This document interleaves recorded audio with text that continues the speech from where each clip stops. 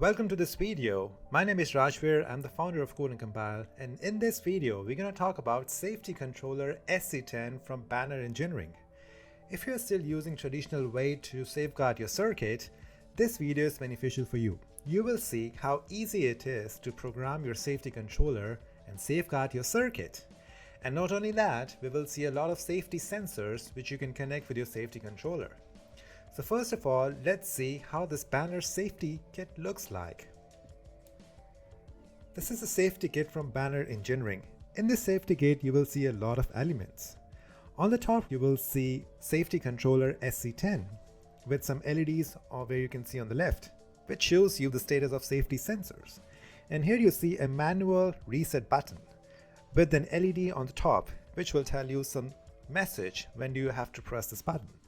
And here you see illuminated LED e-stop button, which will tell you if it is armed or unarmed or when it is pressed. This is very intuitive.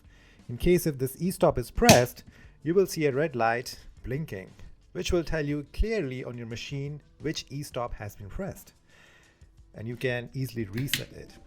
And then you will see RFID safety switches, which is having some unique coding on that, which means you can teach this RFID sensors with its actuator. If the actuator is gone, this will give you a signal to your safety controller and your safety circuit will be set. Hence, the same application goes here. But the interesting part is this RFID is uniquely coded, which means it will only accept its own actuator. But this RFID is low coding. It can accept any actuator. And here you have a magnetic switch as well, which will be used on the door or any safeguard doors of a machine. So these are the various elements we're going to study in this video. Furthermore, you will see some connectors which makes it very easy to connect your safety sensors in series. So let's see what do we have in this slides and let's understand this controller more. So in this controller, we are using SC10-2ROE. And in this controller, you have on the top power LED, which shows you the indication if the controller is actuated or not. And then you have 6 safe inputs and with LED status. At these terminals, you can connect safety and non-safety input devices. On the bottom, you have 4 safe inputs or 4 non-safe outputs with LEDs. So you can also use these as safe inputs or as outputs, but in this case these are non-safe outputs. So we will show you in the next videos how we are using these outputs to illuminate our LED which is on the manual reset switch. And then you will see on the bottom we have a micro USB with an LED status. This micro USB is used to program the safety controller. And then you will see an Ethernet port, and this Ethernet port can be used to interface the safety controller with various devices like Siemens PLC or an HMI or any PLCs in your network to read the safety signals. On the right, you will see safety indicators for RO1 and RO2. These are the indicators for the safety relay outputs. And there you will see 3 normally open sets of contact. So you will see 2 relay outputs with 3 NO contacts. These are the safety outputs which has an option for category 0 and category 1, which means you can have an uncontrolled stop with immediate removal of power, or you can also provide a delay before power is removed. So these are the 2 options you have in the outputs. Now let's see what are the key features of the safety controller. The key features includes in-series diagnostic. Now in-series diagnostic is a wonderful concept from Banner Engineering in which you are capable of connecting your various sensors in series, thereby reducing the number of inputs required for the sensors. And using in-series diagnostic, you can see which sensor has malfunctioning.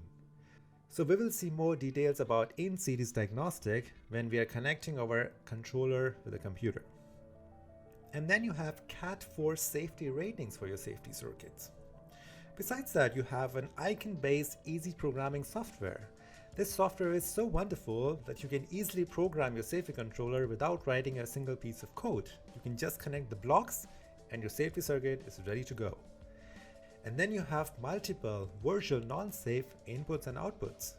And when we say virtual, it means these are coming or going from different controllers which are connected via Ethernet or Modbus or Profinet. So if you have some signals coming from your PLC, you can give it to your safety controller to connect that with your already connected safety input devices to make a complete safety circuits. And user must note that status outputs and virtual status outputs are not safety outputs and can fail in either an on and off state. So let's see what are the safety inputs do we have in the safety kit. The first input is emergency stop button with ISD. So you can see in my kit, we have an emergency stop button here. And this support in-series diagnostic, which means if this button has any problem or any malfunctioning, we will get the status in our controller, and the controller will tell us if the e-stop button is not functioning properly, although if it is connected.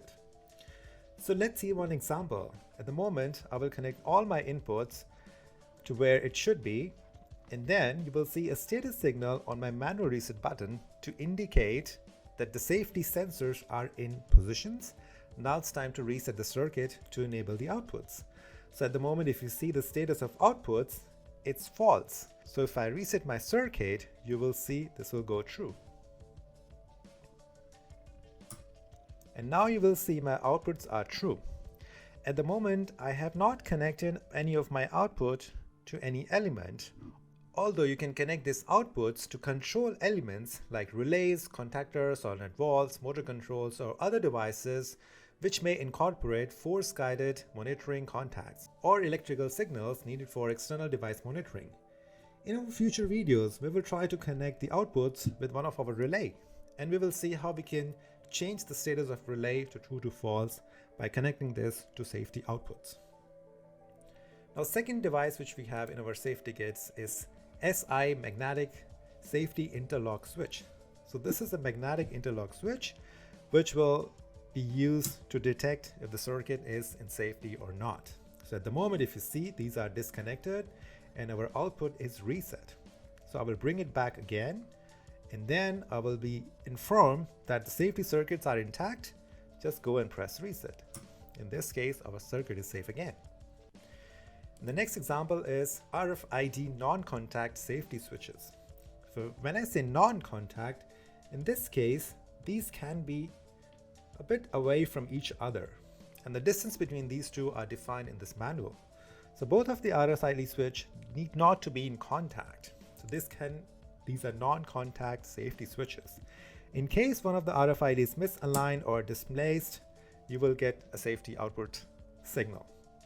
So if I bring it back again in position, I can reset my circuit again. So at the moment, the safety circuits is programmed in the safety controller, which we're gonna see in the next video how you can change it or how you can make your own program. Next, we have S22 Pro Touch button. This button has an LED inside, which can be programmed to have multiple colors. So at the moment, we only have one color, which is programmed, which is blue. So whenever our safety circuit breaks and the safety circuit is intact, you will see a blue color indication, which will tell the user, now it's time to reset it. So these were the safety inputs which we have in our safety kit, and we're going to study about in more detail in the next video. So let's see a small example of emergency stop with ISD. Now, emergency stop button, if it has to be connected with a safety controller, you will see there are two main outputs, which is Q1 and Q2, which is giving you OSSD signal to input 3 and input 4. And this emergency stop button is getting 24 volt and 0 volt from the power supply. So in case if this button is triggered, it will send two signals to IN3 and IN4 to our safety controller. Now, if you want to connect multiple EM stop, this is one way to connect that.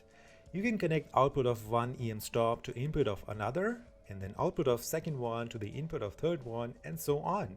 And in the end, the signal goes to the safety controller. This is one way to connect without ISD. Now, when you connect safety circuits without ISD, you will never know which e-stop was pressed, because if the circuit breaks, one of the e-stop has been pressed and we don't know which one. And if you want to safeguard your circuit even more, and if you want to have more diagnostic information, ISD is the solution. So let's see how ISD can bring changes to the safety circuit. With ISD, it's possible to connect multiple sensors in series just by plugging in the cable. So this is the standard M12 cable with 4 pins, which allows you to connect devices quickly. The same cable you see in our trainer. We have used these cables to connect various safety inputs devices. And another interesting thing about ISD is it allows you to check if you have a wrong order of devices in the chain. And it also allows you to check under voltage in the series connection. So in a way, it will reduce and simplify your wiring. Let's see another great feature of ISD. In ISD, you will also get a signal if your device has a warning or has marginally misaligned in your safety circuits. So this helps you to determine or reduce downtime. So you can get the status about if it is armed, and if it's off, or if it is faulted. Or if there is any attempt to remove the device from the chain, you also get the status. And these status are, you can also read the status in the PLC via Ethernet. So this was a brief about ISD. And in case if you want to connect your e-stop via ISD, this is the one way to do that. Secondly, we also have this ISD feature in our non-contact RFID safety switch. This also supports ISD.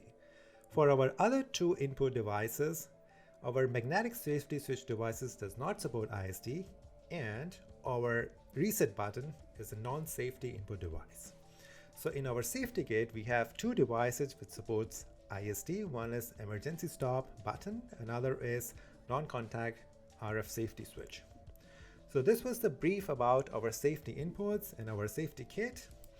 In the next video, we will see how to connect the safety kit with a computer and how to monitor these signals in our computer and how to program it later based on our safety circuit. If you have any question or doubt, you can comment on this video. Thank you for watching, and I'll see you in the next video.